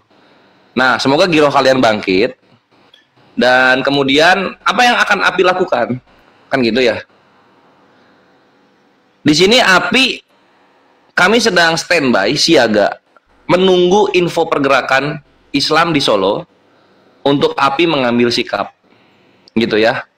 Jadi bukan API ngambil inisiatif gimana-gimana, tentunya kita menyerahkan program pergerakan ini ke Solo. API nunggu komando karena sudah ada panggilan-panggilan dari Muslim Solo kepada API. Sekarang kita lagi godok untuk ambil sikapnya bagaimana dan menunggu info dari mereka.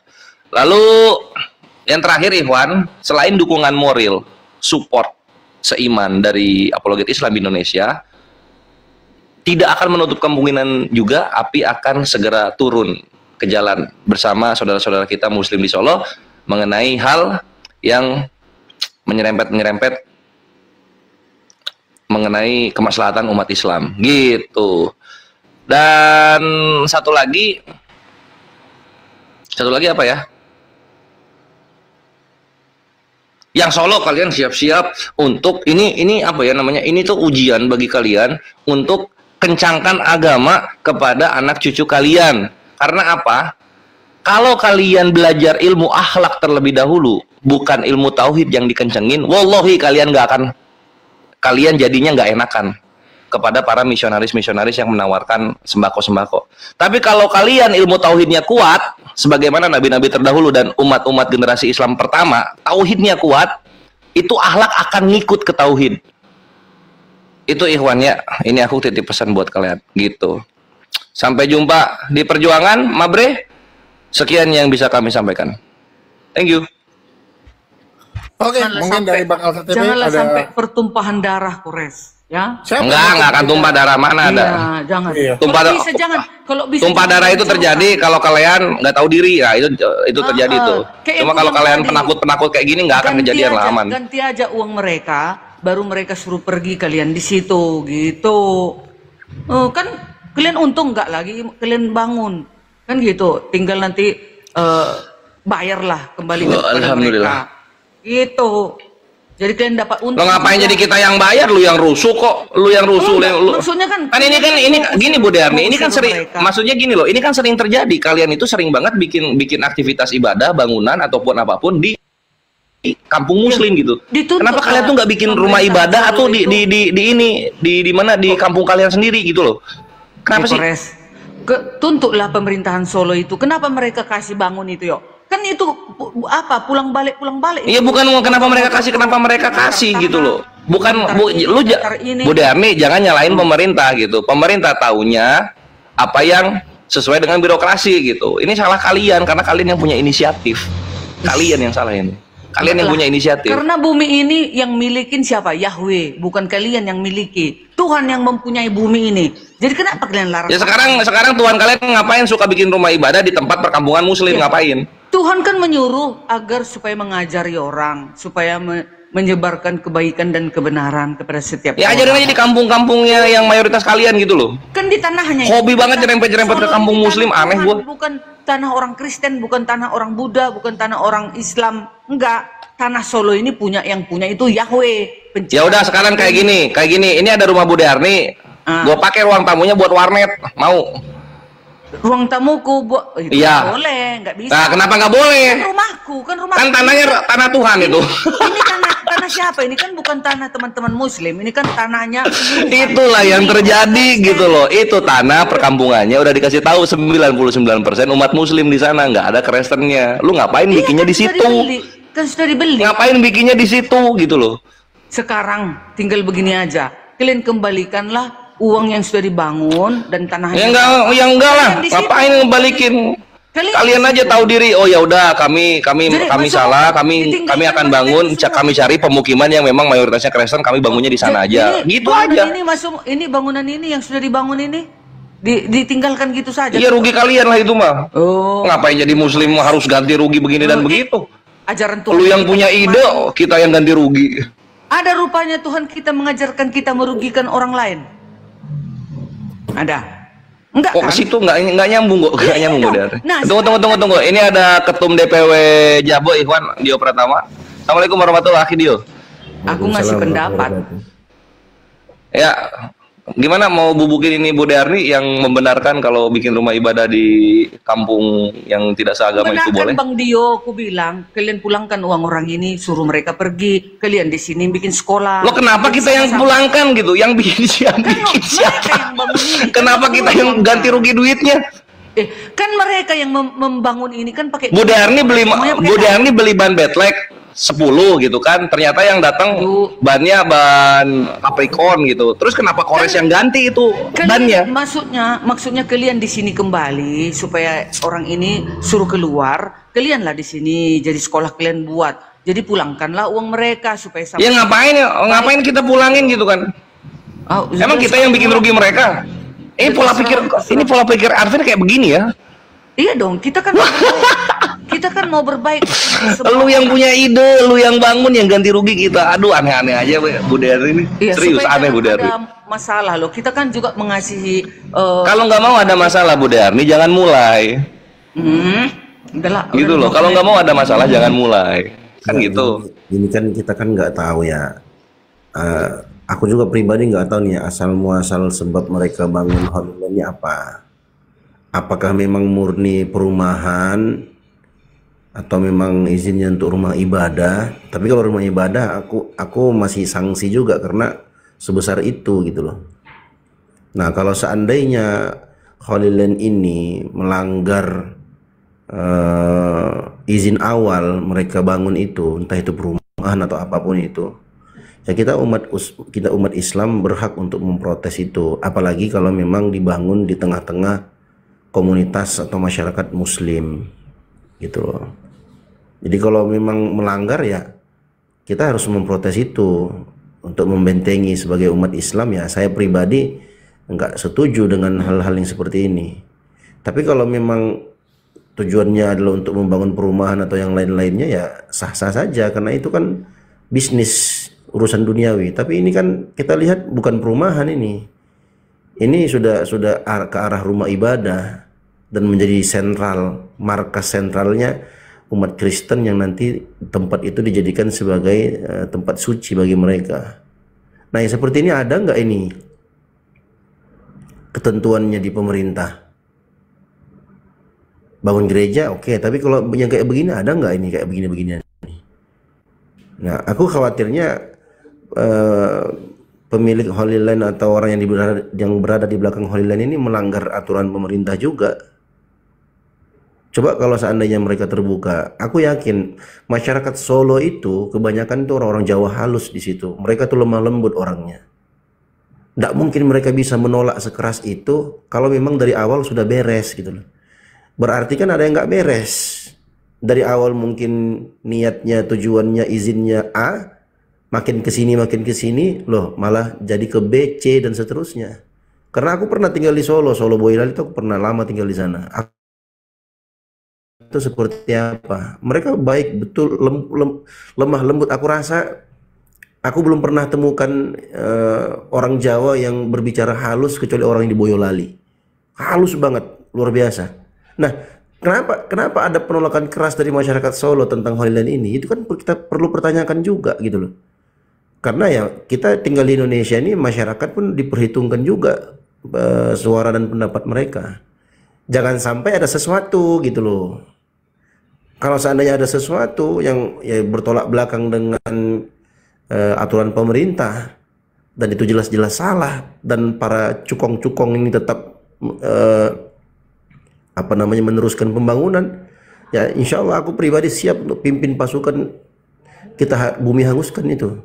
Kalau memang benar-benar menyelisihi pemerintah loh ya. Nah ini kan menjadi tanda tanya besar. Mustahil masyarakat Solo itu menolak. Kalau nggak ada sebab, pasti ada sebabnya ini, pasti ada sebabnya, gitu loh. Kita pun kalau umat Islam itu nggak usah diajarin toleransi, gitu. Nggak usah diajarin toleransi. Kita adalah umat Islam ini adalah umat yang paling toleran. Dan itu sudah terbukti sejak kita merdeka sampai sekarang itu terbukti, alhamdulillah. Cuman yang jadi masalah sekarang ketika masyarakat Solo yang notabene adalah orang-orang yang lemah lembut, orang yang istilahnya bertata krama ya, bertata kromo bahasa mereka, sudah menolak keras. Nah, berarti kan ada sesuatu kan? Nah, coba didalami dulu itu. Nggak mungkin lah orang-orang Solo bisa menolak sekeras itu. Apalagi ini menjadi pusat kristenisasi ini nanti jadinya. Kita khawatirkan jadi pusat kristenisasi. Jangankan yang model-model kayak begini, di kampus-kampus saja secara terselubung mereka diam-diam ya ada Islamofobia di dalam. Mereka terus secara terstruktur dengan rapi mereka ajarkan kepada para mahasiswa. Jadi nanti jebolan sekolah tinggi mereka ada manusia-manusia yang memang Islamofobia, yang anti kedamaian, anti kepada Islam. Itu ada. Contoh kasus STT Nias. Itu belum STT yang lain-lainnya gitu. Nah, saya khawatir teman-teman, wallahu alam ya, ini firasat aja sih. Saya khawatir ada permainan di balik pembangunan Holy Land ini. Ada sesuatu gitu loh. Itu mau dijadikan gini. Aku dapat infonya gini, Ustadio. Kan Katolik itu punya pusat, ini kan banyak di Jawa Tengah. Terus kalau yang di Salatiga itu kan untuk reform. Karismatik itu belum ada pusatnya yang istilahnya untuk belajar. Jadi mereka mau jadikan yang di ini Karanganyar ini pusatnya untuk edukasi dan pelatihan-pelatihan untuk yang reform. Assalamualaikum warahmatullahi wabarakatuh. Waalaikumsalam warahmatullahi wabarakatuh. Berarti ada kristenisasi terselubung dong. Kalau bicara kristenisasi tadi udah diajarkan sama Bu Darni, caranya Kristen tuh dari dulu gitu, kasih beasiswa gratis, ya kasih bantuan, nanti pelan-pelan bilang. Jadi gini, Ustadio, apanya artinya kami ini orang Kristen adalah rakyat Indonesia, kalau juga kami nggak boleh mendirikan sekolah kami gitu? Apa kami nggak orang rakyat Indonesia? Bu Darni, boleh. Kalian boleh. Cuman yang menjadi masalahnya gini, Bu Darni.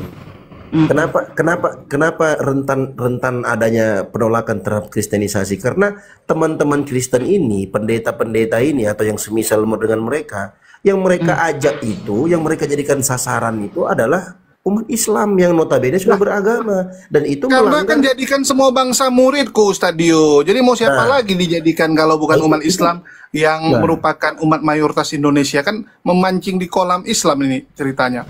Jadi gini, Ustadio. Aku kemarin waktu di Jawa Tengah, aku kan ngobrol-ngobrol nih ya, bahkan dengan mantan misionaris. Jadi mereka itu caranya keren gini, Ustadio. Jadi mereka misalnya lihat nih, satu desa nih banyak orang miskin, mereka datang tuh kasih sembako tanpa bahas agama, kasih sembako. Nanti bulan depan datang lagi, ngasih lagi. Sehingga warga itu penasaran gitu. Jadi dia nanya, abang ini siapa? Kok banyak kali uangnya sampai bantu-bantu terus? Dari perusahaan kah? Atau dari mana gitu kan? Biasa kan pasti ada yang nanya gitu kan, penasaran gitu. Baru dia bilang, oh enggak, kami dari gereja. Loh, tapi kami agamanya Islam. Iya, ajaran kami memang seperti itu. Ajaran kami ini diajarkan untuk membantu orang lain. Oh kayak gitu ya? Iya, dia bilang, baru jelasin ya, Kristen tuh begini, kegiatan kami itu positif semua. Ya kami diajarkan untuk membantu orang lain, kalau ada rezeki lebih, kami sisihkan terus digunakan untuk membantu saudara-saudara yang kekurangan. Enak kali ya, agamanya baik gini-gini. Nah, itu cara masuknya gitu, Ustadio.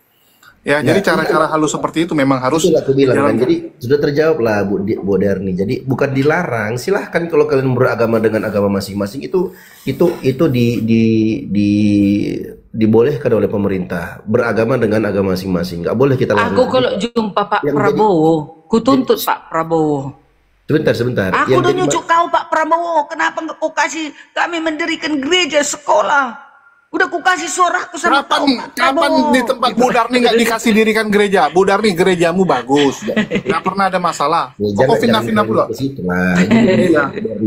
Artinya begini, bukan dilarang Kristen itu. Kalau memang seandainya dilarang, sejak dulu Bu Darni pun harus sadar juga, yang bawa agama Kristen ke Indonesia, ke Nusantara ini ya penjajah kita, yang menjajah kita, Belanda, Portugis dan segala macamnya.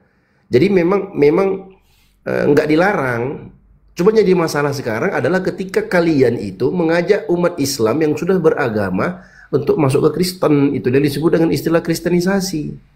Kalau Islam nggak ada Islam kayak gitu. Islam cuma dakwah di masjid, di mana apa orang dengarkan dakwah mereka datang ke masjid minta masuk Islam. Nggak ada itu Islam. Betul. Kita tabu gitu. Ada rasa ini ya nggak boleh gitu. Dan aku izin dulu ya, Bang Naga, aku turunin dulu ya. Bang Jimen dari tadi minta naik. Siap. Kok dia turun mau makan mie sup aku host ya. Makanya semua ya teman-teman. Ya. Soalnya biar Bu Darni menunjukkan sisi misionaris itu seperti apa. Udah lapar aku, mau makan aku, belum makan siang. Kau kan bisa sambil makan, banyak lagi cerita kau. Aku mau ke sana, ke Kedai, makan Bu Darni mie sop. sini Udah ya, dulu. Ripa, turun aku ya. Kapan kita ini Bu Darni cerita tentang kayak mana misionaris? Aku mau jelasin sama Bu Darni. Dulu Kristen itu Bu Darni ketika menyebarkan agamanya melalui penjajahan dan juga pemaksaan. Itu sejarah. Udahlah, lapar kali aku kuruk katanya perutku. Udahlah ya. Ya. Nggak, aku mau tanya nih Jul, ini apa Mau Jul? makan Coba baby kecap. apa ini Jul? Tempat Holy Land ini tuh gereja kah atau apa gitu? Mereka bikin wahana Aduh, bermain capek kah? mau jelasin ulang-ulang kalau ada Uni nih. Jadi ini Ya, adalah apa? tempat komplek, di mana komplek tersebut itu lengkap semua lah. Untuk kegiatan outbound ada, sekolah STT juga ada, gereja juga ada. Jadi ini memang punyanya Reform ya, sebagai pusat pelatihan teman-teman kita Reform di situ. Jadi ya daerah ini dibangun di daerah yang mayoritas Muslim, dan tanah ini memang dari dulu udah punya mereka.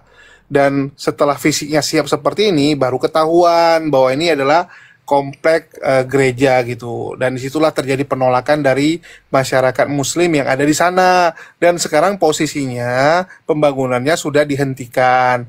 Tapi saudara-saudara Muslim kita tuh pingin jangan cuman sekedar penghentian, tapi ada kepastian apakah izinnya dicabut ya atau dialihfungsikan gitu kan.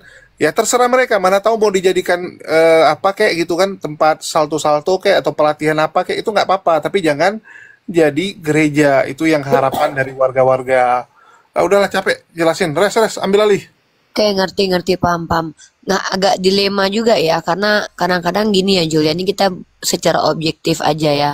Kalau misalkannya warga Solo menolak, masalahnya kan di Solo juga banyak Kristen kan Julia, setahu aku kan begitu ya. Bahkan ya, jadi di Solo itu kan banyak Kristen, tapi ini di Karanganyar Uni. Oh, di mayoritas yang Islam. Yoi. Dan warga menolak itu nggak ada masalah perizinan dan ini ya, memang betul-betul warga tidak. Izinnya itu tempat rekreasi, tapi ternyata dijadikan gereja. Oh, kenapa mereka ini kok sering bohong gitu ya Julia? Kenapa mereka kok suka begitu? Kenapa nggak jujur dari awal? Kita mau bikin tempat. Karena gini, ada stigma di masyarakat, terutama yang ini yang sebelah ya. Aku sering ngobrol, mereka bilang gini, better ask forgiveness than permission. Jadi lebih gampang untuk minta maaf daripada minta izin. Nah, jadi mending lakuin dulu, nanti begitu kena baru sorry silap gitu kan. Nanti cari yang bisa negosiasikan. Memang kebiasaannya seperti itu. Ya karena kalau minta izin susah. Pro ya. Si Kores dia pro ya ini dibangun ya. Ya, jadi Kores itu punya harapan nanti kalau teman-teman dari yayasan sana pingin supaya bisa dapat izinnya, Kores mau jadi negosiatornya. Yang penting dia dibayar. Nah, kalau aku sama kayak Kores, kayaknya aku kayaknya support ini dibangun. Soalnya bisa tempat kita debat juga, Jul.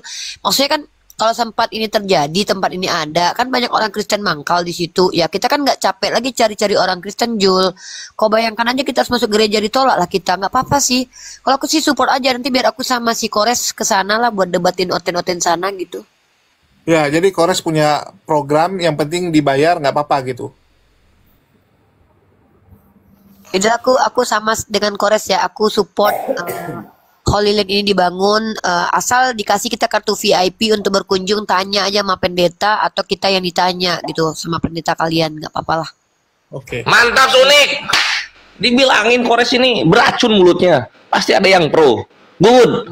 Lanjut. Ya, pasti tetap akan ada yang pro. Zuma gimana?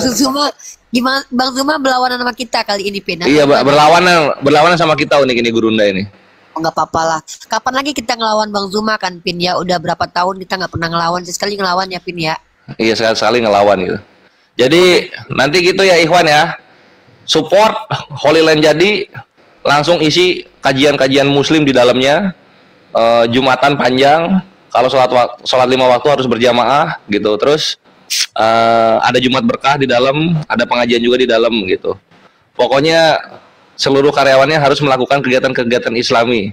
Sampai itu dilarang, wah rusuh kita gitu. Mantap. Iya, cuman masalah mantaunya kan juga itu jadi problem ya, gimana memantaunya, apakah kores yang akan ditaruh di situ? Kalau kores mau ditaruh di situ silakan, cuman jangan nyuruh tapi nggak mau mantau. Oke, mungkin dari Bang Jimen ada yang mau sampaikan? Iya, Kalau misalnya nggak diizinin ya jangan dikasih izin membangun gitu kan. Jadi hal tersebut itu dijadikan izin sebagai syarat Holy Land bisa ada gitu, Bre. Ya itu Pak, itu sama artinya nggak setuju itu kalau begitu. Ya, iya, coba kita persulit aja.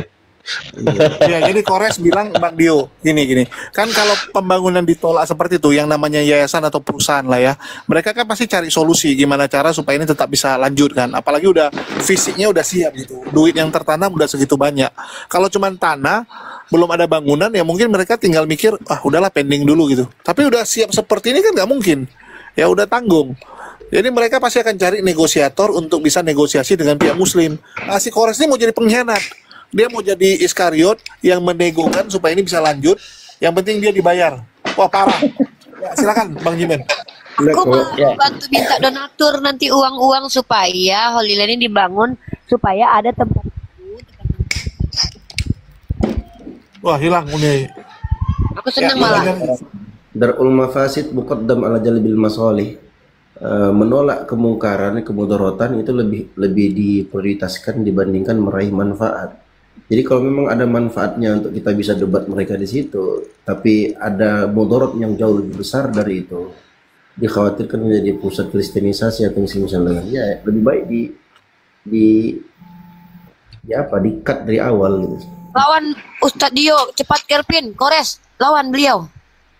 Itu Jimen dulu kasih Jimen. Enggak, udah turun apanya Ibu Darni tadi. Saya mau counter attack lagi maunya tadi. Saya mau counter balik tentang dia mengatakan mau mendirikan rumah sekolah atau gereja itu susah. Saya mau kasih contoh di daerah saya di Nias gitu. Justru masjid di Nias di sana itu dengan pesantren itu susah untuk didirikan gitu. Ya. Saya mau kasih bukti nyata sama dia, tapi dia duluan turun gitu. Mau itu aja tadi sih sebenarnya. Iya, mungkin bisa dijelaskan Bang Jimen karena udah terlontar ya statement tersebut. Memang sudah pernah ada kejadian? Di daerah kami banyak kejadiannya. Terakhir tahun 2019 kemarin itu kan viral itu tentang bagaimana di daerah saya itu di Nias viral ada. Wih, ganteng Jimen loh. Ada komplotan masyarakat yang pesisir dari muslim gitu ya, ada yang campuran mualaf. Itu tidak diterima mendirikan satu organisasi. Jangankan dulu masjid, organisasi saja gereja tidak menerima. Ya, itu viral itu. Antara 2019 dengan 2020. Itu viral gitu. Jadi kalau soalnya dia Ibu Darni mengatakan, oh saya di daerah saya kami susah, justru di daerah dia di Medan sana itu luar biasa gitu ya. Coba di Danau Toba sana, di daerah Toba sana ada tuh masjid ditolak untuk pembangunan, kenapa dia nggak ngomong gitu? Masjid ditolak tuh, musola ya, rame-rame orang itu ditolak ya. Masalahnya bukan di situ, konteks permasalahannya itu adalah izinnya. Terkadang masyarakat kita yang non muslim datang ke suatu daerah menyampaikan bahwa kami ingin menyewa daerah ini, tempat ini, rumah ini, ruko ini, tetapi dengan alasan tempat tinggal. Ujung-ujungnya bukan tempat tinggal, memang ada kegiatan ibadah. Kalau kegiatan ibadah di keluarga itu tidak masalah. Masalahnya dia mengundang orang dari luar, ya. Lama-lama menjadi gereja, diisilah alat musiknya di dalam. Nah, itulah yang menjadi problemnya masyarakat risih karena tadi awalnya itu adalah tempat tinggal. Kalau di daerah kami di Medan di sini banyak tuh ada orang-orang Nias tinggal stay di daerah lingkungan Muslim, tetapi permasalahannya tidak dijadikan suatu masalah orang Muslimnya. Yang menjadi nanti masalah itu ketika mereka mengundang orang dari luar, kerabatnya yang dari luar, yang bukan masyarakat di situ, yang tidak ada kaitannya nyewa di situ, tempat tinggal di situ, dijadikan untuk tempat ibadah. Di situ problemnya. Licik seperti tadi yang disampaikan Bang seperti yang diakui Bu Dearni. Ya, gitu. Licik sebenarnya, memang itu permasalahannya, izinnya. Kedua, berbohong di awal, betul yang disampaikan Unirifa, berbohong, nggak jujur. Ya sampaikan aja dari awal, saya mau mendirikan gereja. Coba yang di Padang itu pertama kali. Ya, itu masyarakat kampung saya itu. Bapak Daki itu, pendeta Daki itu daerah kampung saya itu. Ya. Menipu itu, berbohong itu. Coba bayangkan, tadi dia menyewa hanya untuk tempat tinggal, tiba-tiba jadi rumah ibadah.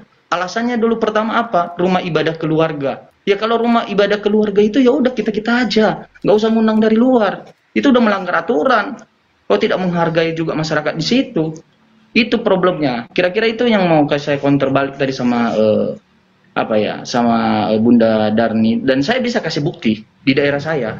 Ya Muslim itu susah untuk mendirikan suatu pesantren atau masjid. Saya bisa buktikan, gitu. Saya bisa buktikan. Bahkan saya buktikan secara bisa langsung ke lapangan gitu. Saya suruh kerabat ya, bagaimana mereka kemarin itu mengurus di suatu daerah di Nias untuk mendirikan suatu masjid. Ada penolakan. Alasan apa? Oh, kami di sini adalah mayoritas. Lah bagaimana dengan masyarakat Muslim yang di pesisir itu yang lebih dari 200 jiwa? 200 kakak. Kemana mereka? Nah, mereka tidak memikirkan itu. Jadi kalau soal tidak menghargai toleransi, mereka lebih intoleransi. Saya kasih contoh. Saya sekolah dulu di BNKP. Di BNKP sana itu sekolah kekristenan, tapi umum. Ada Muslim, bisa Muslim sekolah di sana. Masalahnya di sana diwajibkan untuk setiap Muslim juga mau diwajibkan untuk beribadah di dalam gereja. 3 kali gereja kebaktian akbar di dalam gereja. Bahkan sebelum masuk kelas itu harus kebaktian akbar. Wajib membawa Bible. Wajib. Siapapun yang tidak wajib membawa Bible, siapapun yang tidak menghafal ya doa Bapa Kami walaupun dia Muslim, dia itu dihukum. Toleransi nggak itu? Tidak toleransi. Karena diwajibkan untuk ibadah di atas mimbar. Muslimnya dia wajibkan. Kenapa itu tidak disinggung? Ya, play victim semuanya, gitu. Jadi saya hanya menyampaikan itu tadi sama Bu Darni. Dia tahu, keburu turun dia, pandai dia. Karena saya juga ngomong juga seperti itu sama Bu Darni di Komal yang lain. Buktikan, saya bisa buktikan. Ya, umat non-Muslim di Nias sana itu tidak toleransi. Saya bisa buktikan, saya punya datanya. Kira-kira begitu, Bang. Lanjut. Waduh, mengerikan. Ya, ini Ustadz Dio nampaknya perlu ruqyah kores nih ya. Ya, mungkin dari Bang Zuma ada lagi penutup untuk masalah Holy Land ini.